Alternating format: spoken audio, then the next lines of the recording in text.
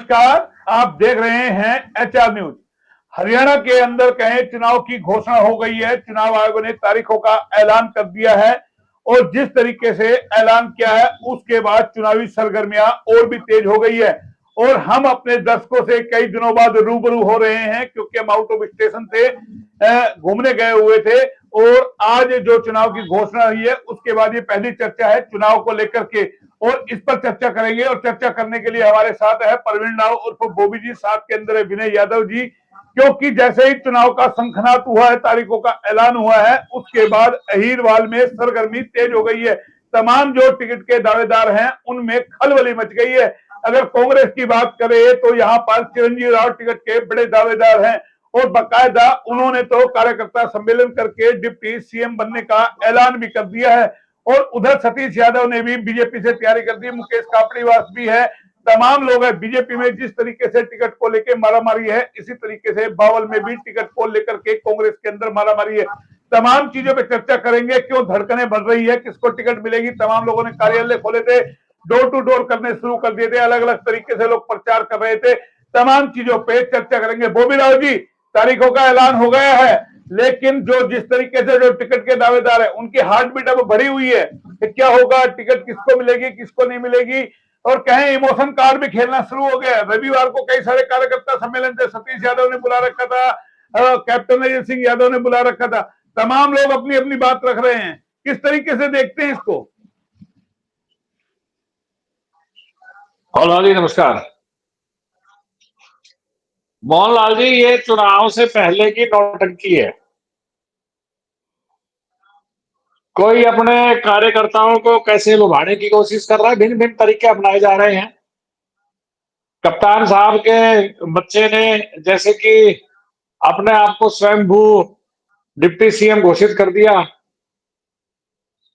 उनकी इस घोषणा के बाद जो हरियाणा के कांग्रेस के इंचार्ज हैं उनका बयान भी आया था कि भाई ये सीनियर लीडर ऐसे ना करें, अभी तो टिकट का ही कोई पक्का नहीं है, आप डिप्टी सीएम की घोषणाएं कर रहे हैं।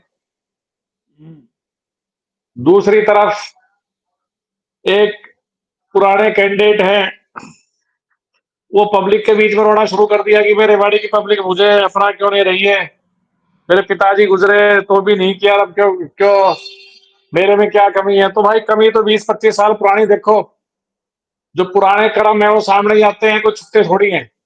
तो ये भिन्न भिन्न प्रकार के जिसको कहते हैं कि ये चीप पब्लिसिटी कि कैसे भी करके जैसे भी करके मतदाताओं को प्रभावित किया जाए और अपने पक्ष में किया जाए। तो ये तो अब ड्रामे काफी चलेंगे मोहनलाल जी। अभी तो टिकट बटेगी, अब एक अनार 100 बीमार की कहानी है। टिकट तो एक को ही मिलनी है, हर एक पार्टी में कैंडिडेट बहुत ज्यादा लाइन लगी हुई है। तो अभी तो इमोशनल कार्ड भी खेला जाएगा, आगे पता नहीं और क्या क्या नौटंकियां होंगी। ये तो ड्रामा शुरू हुआ है अभी देखना आगे क्या क्या होता है। मगर हाँ, एक बात निश्चित है कि इस बार का जो इलेक्शन होने वाला है, जहां तक कि मैंने प्रदेश के विभिन्न शहरों में अपने जानकारों से बात हुई है, 2-4 जगह मैं जाके भी आया हूं, मित्रों से मिलने गया था, तो वहां पे चर्चा भी हुई है, थ्योरी है। तो एक बात निश्चित है कि इस बार इलेक्शन डायरेक्ट होने वाला है कांग्रेस और बीजेपी के बीच। तीसरी किसी पार्टी का या इंडिपेंडेंट का कोई विशेष प्रभाव 2-4 इलाके छोड़ दे, 2-4-5 इलाके छोड़ दे 90 कॉन्स्टिट्यूएंसी में से, उसके अलावा कहीं भी नहीं है जी। जनमानस ने अपना मन बना रखा है इस बार। और जहां तक मुझे उम्मीद है कि जहां तक मुझे नजर, उम्मीद नहीं, जो मुझे नजर आया, तो इस बार प्रदेश के अंदर कांग्रेस की लहर चल रही है। बीजेपी का पलड़ा कुछ हल्का है 2014 और 2019 के बनस्पत।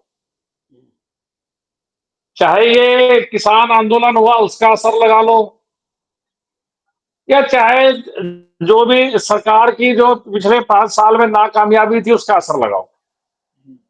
मतलब इलेक्शन 19-21 का लग रहा है, 19 पे बीजेपी है, 21 पे कांग्रेस है। फिलहाल तो आज तक की तो ये है अब आगे ये बदलता है नहीं बदलता, कांग्रेस बढ़त बढ़ाती है या बीजेपी बढ़त बढ़ा लेती है, ये अभी भविष्य है गर्भ के अंदर है। लेकिन सवाल तो भाई टिकटों को लेकर के है ना। देखिए जैसे बीजेपी के अंदर कितने सारे दावेदार हैं, एक तरफ राव समर्थक है, अब किसको टिकट मिलेगी। इसमें आखिरी सवाल ये कर ले तो राव की भूमिका क्या नजर आ रही है। राव लगता है शांत है, 5-7 दिन से कोई उठा पटक ऐसी नहीं है। आरती राव को लेकर भी सवाल खड़े हो रहे हैं कि भाई अटेली से लड़ेगी, कोसली से लड़ेगी, बादशाहपुर से लड़ेगी, या राव की कितनी टिकटों में सहमति होगी, बीजेपी कितनी टिकटें उनको देगी, किस तरीके से करेगी। बोला जी राव साहब के पत्ते शायद कल से खुल जाएंगे। गुड़गांव में जो 22 और 23 की बीजेपी की कार्यकारिणी की मीटिंग बुला रखी है टिकट वाली, तो इसमें कल दोपहर तक भाई परिणाम आ जाएगा कि राव साहब का क्या रुख रहता है, राव साहब को तवज्जो दी जाती है या राव साहब को तवज्जो नहीं दी जाती है। अगर राव साहब को तवज्जो दी जाती है तो फिर टिकटें राव साहब के हिसाब से बटेगी। दक्षिण हरियाणा में राव साहब एक बड़ी भूमिका निभाते हैं किसी भी यहाँ हार जीत के अंदर। तो अगर अगर राव की नहीं चलती है, राव की नहीं मानती है बीजेपी, तो आपको लगता है आरती कांग्रेस भी ज्वाइन कर सकती है, या ऐसा कोई समीकरण बन सकता है कि वे वहां को तवज्जो ना मिले तो बीजेपी को सबक सिखाने के लिए राव को ऐसा कर। देखो जी ये राजनीति है, राजनीति में कभी भी किस चीज के बारे में नहीं कहा जा सकता। बोला जी राजनीति में सब कुछ संभव है। राजनीति में कभी भी कुछ भी हो सकता है।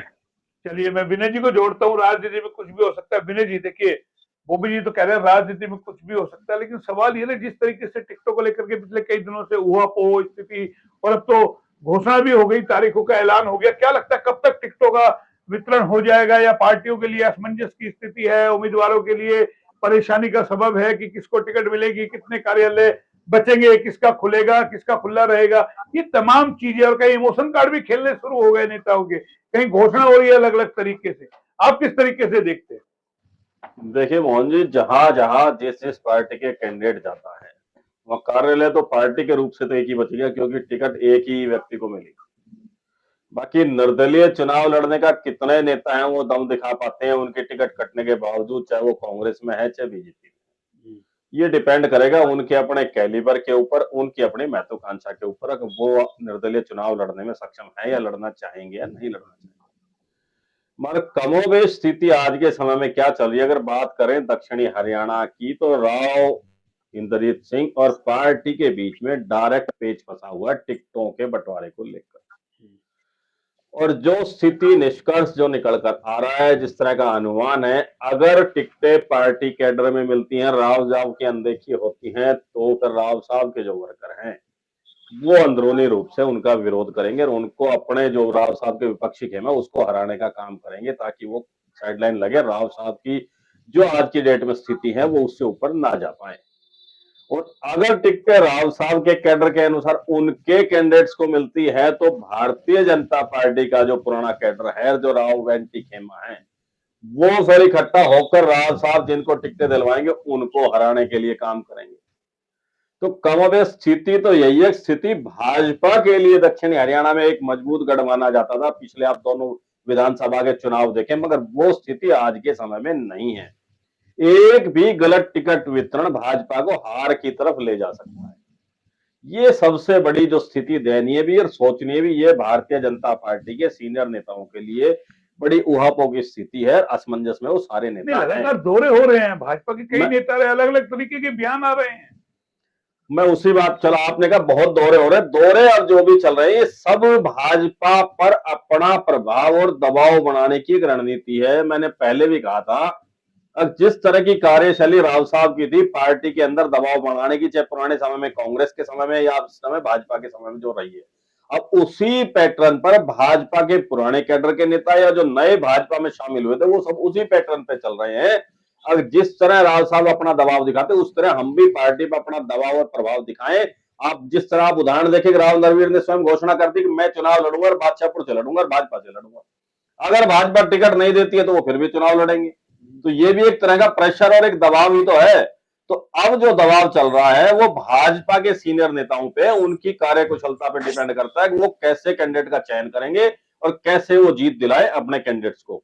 ये सबसे बड़ी असमंजस की स्थिति चल रही है इस समय दक्षिणी हरियाणा में। अब बात करें तीसरे दल की, कोई निर्दलीय लड़ता है या कोई अन्य तीसरे दल से चुनाव लड़ता है, तो वो प्रभावित कर सकते हैं लगभग 30 से 35 सीटों पे पूरे हरियाणा के अंदर जिताने और हराने में।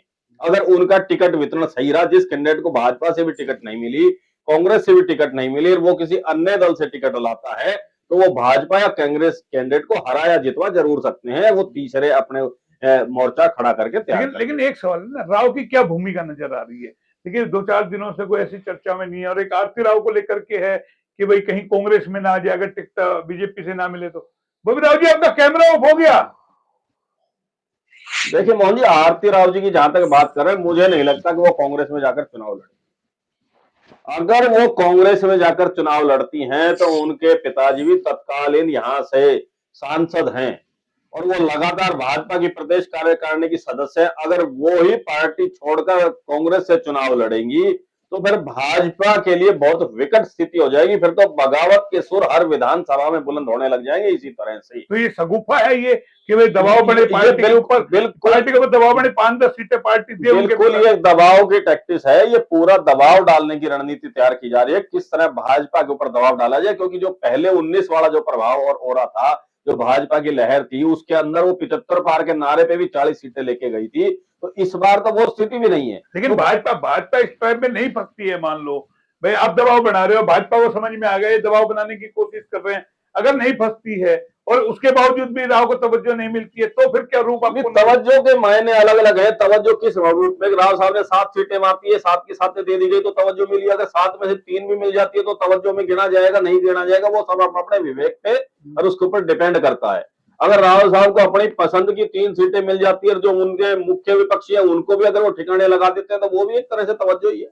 और अगर राव साहब को ये कह दिया जाए कोई बात नहीं, आप चुनाव निकालिए विधानसभा का और प्रदर्शन अच्छा रहा और सरकार बनी, तो हो सकता है आपको कैबिनेट मंत्री बना दिया जाए, राज्य मंत्री का दर्जे से कैबिनेट बना दिया जाए। उधर खट्टर को लेके भी चर्चाएं आ रही है कि खट्टर अपने प्रतिद्वंदी को ठिकाने लगाने की तैयारी कर रहे हैं। बिल्कुल वही चल रहा है। इस बार लड़ाई पार्टी के लिए नहीं चल रही कहीं भी, ना कांग्रेस में, ना सब अपने अपने प्रतिद्वंदियों को ठिकाने लगाने की लड़ाई लड़ रहे हैं। यही हाल हुड्डा साहब का है। वो भी ये चाहते हैं बहुमत उनका आया, इंडिपेंडेंट आए, उनके ज्यादा से ज्यादा विधायक जीते और उनका जो विपक्षी खेमे है उनकी कुछ सीटें कम हो जाए, कुछ टिकटें काट दी जाए, उनके जो समर्थक है वो जीत के आए ताकि मुख्यमंत्री आप बने रहो। पार्टी बहुमत आने के बाद कोई दूसरा गेम प्लान ना करे, आपको मुख्यमंत्री ना बनाए, कभी दूसरे को बना देना। तो हर जगह वही माहौल चल रहा है, कमोबेश स्थिति वही है। बॉबी भाई आवाज आ रही है? हाँ जी, हाँ जी, हाँ जी। ये खुड्डे लगाने का चुनाव है क्या? विनय भाई कह रहे बोले सब एक दूसरे को खुड्डे लगाने के लिए लग रहे हैं। भाई राव चाहते हैं वो अपने विरोधियों को खुड्डे लाइन लगा दे, खट्टर चाहते हैं वो विरोधियों को लगा दे, हुड्डा चाहते हैं वो लगा दे। भाई सब अपनी अपनी राजनीति कर रहे हैं क्या? ऐसे में पार्टी की चिंता किसी को है या नहीं है? मोहनलाल जी, राजनीति में ये सब कुछ चलता है और राजनीति में ये होता है। ये कोई आज की बात नहीं है, पुराने टाइम से ये राजनीति में होता है कि जब भी किसी का दाव लगता है वो अपने प्रतिद्वंदी को बीच में से हटाने की प्रयास करते हैं। सभी लोग प्रयास करते हैं। कांग्रेस के टाइम में देख लो, जब हुड्डा जी, भजनलाल जी, जब ये सारे बड़े बड़े लोग कांग्रेस में थे, चौधरी वीरेंद्र सिंह जी, तो इनमें भी दाव चलते थे कि मैं कैसे एक दूसरे को ठिकाने लगाया जाए, हटाया जाए। तो अहिरवाल में कौन किसको ठिकाने लगा रहा है? भाई राव भी किसी को लगाएंगे, राव को कोई ठिकाने लगाने की तैयारी कर रहा है। मोहनलाल जी, 4-5 दिन में सारे पत्ते खुल जाएंगे, सब कुछ सामने आ जाएगा, कौन ठिकाने लग रहा है या कौन ठिकाने नहीं लग रहा है। मगर एक बात जरूर है कि जो बीजेपी में होता था पार्टी विद ए डिफरेंस और एक डिसिप्लिन्ड पार्टी, वो डिसिप्लिन कहीं भी नजर नहीं आ रहा है। भाई कांग्रेस का तो चलो मान लिया कि पिछले कई दशकों से यही चल रहा है कि आपसी सर फुटबॉल और ये झगड़े और उठपटांग स्टेटमेंट देना। उनका तो इतना संगठन भी नहीं है, संगठन भी नहीं है, जनता के सारे हैं। लेकिन बीजेपी में तो तमाम चीज है ना, संगठन भी है, अन्ना प्रमुख समाज। जी हाँ। मगर जो बीजेपी में 2014 में और जो 2019 में स्थिति थी, कमोवेश वो स्थिति अब देखने को नहीं मिल रही है। बीजेपी में भी बहुत ज्यादा विद्रोह है और दक्षिण हरियाणा ही नहीं, बीजेपी की हर एक सीट पे विद्रोह है। पार्टी में ही, अब आप पार्टी में देख लो, विज साहब अलग बयान देते हैं और अलग अलग लीडर है, सब अलग अलग, सबके अपने अलग अलग बयान आ रहे हैं। तब ये देखते हैं ये टिकट बंटने के बाद क्या होता है, ये कंट्रोल हो पाता है, लेकिन नहीं ये हो तो पाता है। मानते हो, लेकिन ये तो मानते हो हरियाणा के अंदर रेवाड़ी एक हॉट सीट होगी इस चुनाव में, क्योंकि देखिए लोकसभा चुनाव में भी हॉट सीट बन गई थी, बब्बर को तारा, कैप्टन की टिकट कटी, कैसे ये हॉट सीट बनती चली गई। कमोबेश वही स्थिति विधानसभा चुनाव में, क्योंकि चिरंजीवी राव मौजूदा विधायक है और वो दूसरी बार जीतने के लिए हर हाल में प्रयास कर रहे हैं, क्योंकि पिछली बार कहीं ना कहीं जैसे वो जीते थे विपक्ष में चले गए, इस बार रेवाड़ी की जनता को लग रहा है कि सरकार आने वाली है कांग्रेस की, तो क्यों ना एक मौका और दिया जाए। वो स्थिति हो सकती है चिरंजीवी राव के साथ कि रेवाड़ी की जनता मौका दे। मोहनलाल जी, रेवाड़ी की हॉट सीट ये तब बढ़ सकती है जब election Rampura house versus captain house हो, तो ये बढ़ सकती है हॉट होगा सीट। ना भाई, भाई होगा ना। सुनील मूसेपुर को राव फिर एक बार दाव लगाएंगे, सुनील मूसेपुर से राव को अगर 5-4 टिकटें मिली तो ऐसा तो नहीं हो सकता राव रेवाड़ी की टिकट को छोड़ देंगे, क्योंकि पिछली बार हाँ, जो उनके साथ हुआ उसका भी बदला तो उनको मैं आप काटना है। तो मैं आपको यही कह रहा हूं, अगर Rampura house versus captain house हो इलेक्शन, तो हॉट सीट हो सकती है। और अगर राव साहब को तवज्जो नहीं दी या टिकट ही और किसको दी, तो फिर इलेक्शन वन साइड होगा। अरे तो भाई राव साहब को अगर तवज्जो मिल गई, रेवाड़ी की टिकट मिल गई, तो वो तो वैसे वोट बन जाएगी। भाई बीजेपी वाले फिर पंजे पीटेंगे कि राव की चल गई, भाई हमारे को टिकट नहीं मिली, वो वैसे पिछली 2019 वाला हाल हो जाएगा। नहीं नहीं नहीं होगा, वो तो उतने बुरे हालात नहीं होंगे। और अभी 6 साल, अभी 10 दिन की बात सारी है, 10 दिन में सारी स्थिति क्लियर हो जाएगी। लेकिन चिरंजीवी राव ने कमर बांध ली है भैया, वो लगातार लग रहे हैं। हाँ, देखिए गांव गांव में बिल्कुल कड़ी कड़ी हम बिल्कुल तस्वीरें देख रहे हैं, भाई। इधर सतीश यादव आप कोशिश ये कर रहे हैं, देखिए, कांपड़ीवास कोशिश कर रहे हैं लगातार। आप ये देखिए कि चिरंजीवी राव सिटिंग एमएलए हैं, सिटिंग एमएलए हैं, और वो अपोजिशन के सिटिंग एमएलए हैं। तो उनकी तो टिकट के अंदर कटने में या टिकट नहीं मिलने में इतनी मुश्किल नहीं है, क्योंकि कांग्रेस में टिकटार्थी भी रेवाड़ी में बहुत कम है। फिर दूसरा जो उनका ट्रैक रिकॉर्ड है उनके परिवार का है, तो उस हिसाब से नहीं लगता है कि उनकी टिकट में कुछ आंच है। और रही बात, आप जिन ये महानुभावों के नाम ले रहे हैं, कापड़ीबाज जी हो गए, सतीश भाई हो गए, या और अरविंद जी, और भी हैं बथेरे बीजेपी के जो टिकटार्थी हैं, जी जी जी। तो ये लोग तो अपनी एग्जिस्टेंस की लड़ाई लड़ रहे हैं। ये लोग अपने राजनीति, हाँ, एग्जिस्टेंस की लड़ाई लड़ रहे हैं। राजनीति जमीन भी तो बचानी है, वो भी बड़ी चुनौती है भाई उनके हाँ सामने भी। हाँ हाँ हाँ हाँ। तो ये लोग तो लड़ाई वो लड़ रहे हैं अपनी, कि अगर इस बार टिकट नहीं मिली इनको, तो इनका तो फिर जो राजनीतिक भविष्य है उस पर ही क्वेश्चन मार्क लग जाएगा। चलिए, क्वेश्चन मार्क लग जाएगा। बड़ा चुनौती भरे चुनाव है विनय जी, कि अगर टिकट नहीं मिली तो वाकई राजनीति भविष्य कहीं ना कहीं अधर में लटक जाएगा, इसलिए बड़ी लड़ाई लड़नी जरूरी है। लेकिन राव को अगर टिकटों का कहीं ना कहीं, जैसे आप बार बार कह रहे हैं कि 5-7 टिकटों में मिल गया, तो राव भी रड़क काटे बिना तो नहीं मानेंगे। मान लीजिए 2019 में जो हुआ, उनके साथी सुनील मूसेपुर को जो हराया गया, वो टीस उनके अंदर अभी भी है। देखिए मोहन जी, राव साहब में नहीं, सुनील मूसेपुर में भी ये टीस है कि मैं बहुत कम मार्जिन से हार गया और भाजपा के विरोध की वजह से ही मैं हार गया। भाजपा के जो पुराने नेता थे उनके विरोध की वजह से मैं हार गया। मगर स्थिति अब भी वही है, उसमें इन लंबे 5 सालों में कोई चेंज नहीं आया, ना राव साहब की तरफ से प्रयास किया गया। अगर भाजपा के जो पुराने कैडर के लोग हैं, मैं उनको मनाकर अपने साथ रखूं या आगे उनका सहयोग लूं या मैं उनका सहयोग कर दूं, स्थिति कमोबेश अब भी वही है। लड़ाई भाजपा के अंदर तो पहली लड़ाई ये है कि रामपुरा वर्सेज एंटी रामपुरा, ये सबसे बड़ी लड़ाई है। आप शीर्ष नेतृत्व की बात करें तो ना मनोहर लाल जी राव साहब के फेवर में इतने कभी नजर आए, ना आप सैनी साहब की आप बात करें, वो अलग बात है, सार्वजनिक मंच से वो चीजें नहीं कह पाते हैं। तवज्जो हमेशा आप देखें, जिस तरह लोकसभा का चुनाव था, कट्टर साहब यहाँ रेवाड़ी आए और सैनी साहब आए, जिस तरह मंच के ऊपर उन्होंने पुराने जो लोग थे भाजपा के उन सबको एक साथ इकट्ठा किया, मगर जो राव साहब समर्थित जो कैडर था वो उस मंच पर नहीं आ पाया, उनके साथ मीटिंगें नहीं की। तो ये एक साफ दर्शाता है भाजपा का जो बड़ा नेतृत्व है वो भी राव साहब को अपने कद से ज्यादा बड़ा नहीं देखना चाहता। वो एक चाहते हैं कि एक लिमिट में, एक लेवल में ही उनको सीमित कर दिया जाए। तो ये चीज भी उनको लगातार परेशान कर रही है, रखर भी रही है। दूसरी बड़ी बात क्या है, भाजपा के जो भी नेता है, अब हम कह तो देते हैं, तो राव साहब का प्रभाव पूरे दक्षिणी हरियाणा में। नरवीर ने जैसे घोषणा कर दी, मैं चुनाव बादशाहपुर से लड़ूंगा, टिकट मिलेगी तो और नहीं लड़ेगी। यही बावल से भी बनवारी लाल टिकट लड़ेंगे भाजपा। इन सब ने अपनी अपनी विधानसभा निर्धारित कर रखी है, वहां टिकट मिलेगी तो हम लड़ेंगे, नहीं मिलेगी तो नहीं लड़ेंगे। अब सबसे बड़ी दुविधा इसमें संजय ये है, अगर कोई हमसे बात करता है कि ये पूछे आरती राव कौन सी विधानसभा चुनाव लड़ेगी, तो हमारी जुबान वही बंद हो जाती है, हम नहीं कह पाते हैं, क्योंकि उनका अभी तक बिना वो एश्योर नहीं कर पाए कि हमारी ये सेफ विधानसभा है, हम यहाँ से 100% चुनाव लड़ेंगे। जब ये स्थिति अगर आ जाती है, वो घोषणा कर देते हैं, उस समय भाजपा पूर्ण रूप से दबाव में आएगी, उस समय भाजपा को पता चलेगा और मानना पड़ेगा। अभी तक तो ये लग रहा है ढुलमुल रवैया है, देखते हैं किस सीट के ऊपर कौन सा कैंडिडेट मान जाएगा या नाराज नहीं होगा, तो हो सकता है वहां से टिकट देते हैं, ऐसा कर दे वैसा कर। जब तक आप अपना एक लक्ष्य लेकर नहीं चलेंगे, एक विधानसभा को चूज नहीं करेंगे, चाहे अटेली है, चाहे बादशाहपुर है, चाहे कोसली है, चाहे रेवाड़ी है, वटेवर जो भी है, आप जब बात करते हैं पूरे दक्षिणी हरियाणा की, तो एक विधानसभा का जब चुनाव लड़ना है तो वो एक विधानसभा से ही लड़ा जाएगा। उसके लिए लेकिन ये बता दीजिए रेवाड़ी का चुनाव कैसे रोचक होगा। देखिए बोबी जी तो कह रहे हैं राव और एंटी राव उसमें होगा, लेकिन हमारा दूसरा मानना है कि अगर राव के अगर समर्थक को टिकट मिल गई तो जो है मैं बीजेपी कैडर के लोग विरोध करेंगे, और बीजेपी कैडर को मिल गई, राव की नहीं चली तो नुकसान होगा। तो ये क्या सिनेरियो यहाँ बनता हुआ नजर आ रहा है? देखिए मोहन जी, पहली बात तो ये पिछला जो चुनाव चिरंजीवी राव जीते, आप उसको एक डायरेक्ट फाइट नहीं कह सकते। वो भाजपा की अंदरूनी खींचतान की वजह से वो चुनाव जीतने के बाद 5 साल में तो गेन किया है ना, 5 साल में तो जमीनी स्तर पे विपक्ष के तरीके से भूमिका निभाई है ना उन्होंने, ये तो मान ही सकते हैं।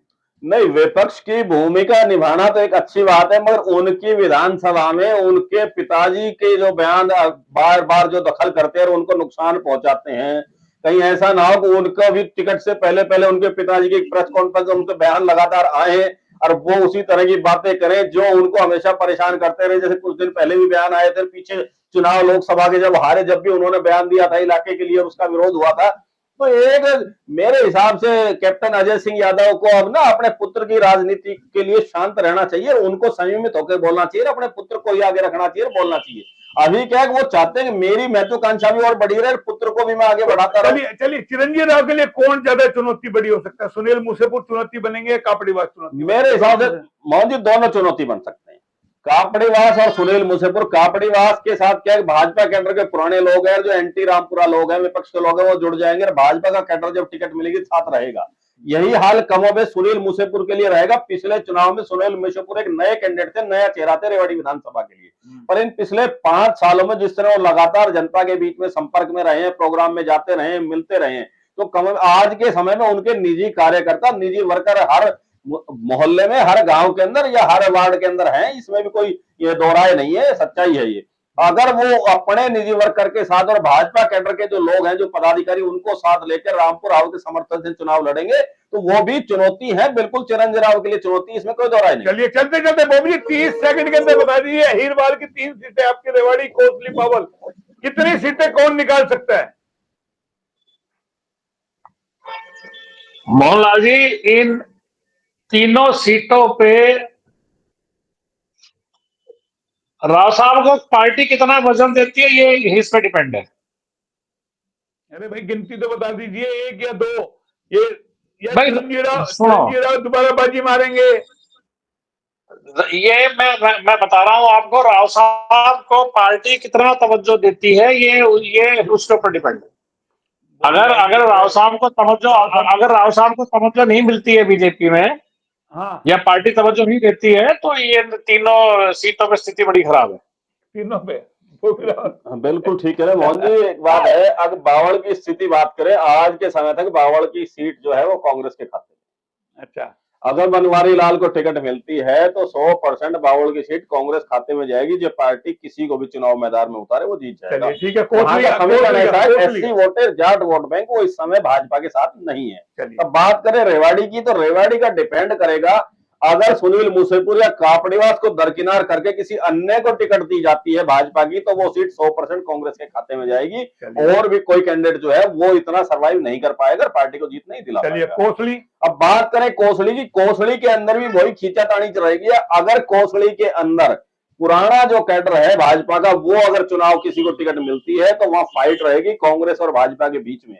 और अगर वहां टिकट मिलती है राव साहब के किसी समर्थक को, राव साहब के दबाव की वजह से, तो फिर वहां 100% सीट कांग्रेस की निकलेगी। उसकी वजह है, अगर भाजपा के अंदर जो पुराने कैडर के लोग हैं वो बावड़ के अंदर, सॉरी, कोसले में इतने ज्यादा है, लगातार आप जिला अध्यक्षों की बात करें, कोसली से बढ़ते रहे जितने भी बने हैं, और टिकट के जो चाहने वाले हैं पूर्व मंत्री हैं, तो कोसली के अंदर वो अंदरूनी रूप से राव साहब की वो बगावत करेंगे, क्योंकि वो भी चाहेंगे कि राव साहब ने अगर हमारी टिकट कटवाई है तो हम उनको भी एक आईना दिखाएं, और केवल आपका यहाँ जनाधार नहीं है, हम भी उस खेल को बिगाड़ सकते हैं। लेकिन कौन कितना किसको बिगाड़ेगा ये अभी देखना होगा। आचार संहिता लग गई है, टिकटों की घोषणा जो है कितने दिनों के अंदर होगी, 2-4 दिन में होती है या अगले महीने होगी, ये देखना होगा। लेकिन कहीं ना कहीं चुनावी सरगर्मियां तेज हो गई है। अब देखना साथ में ये भी है कि इन चुनावों में राव की ज्यादा चलेगी या बीजेपी की ज्यादा चलेगी, और कांग्रेस को लेकर के जिस तरीके से उत्साहित है कांग्रेस अपने आप को लेकर के, हरियाणा में हमारी सरकार आ रही है, वो कितनी कामयाब हो जब पाती है। फिलहाल इतना ही, फिर आएंगे नए अपडेट पर, तब तक के लिए नमस्कार।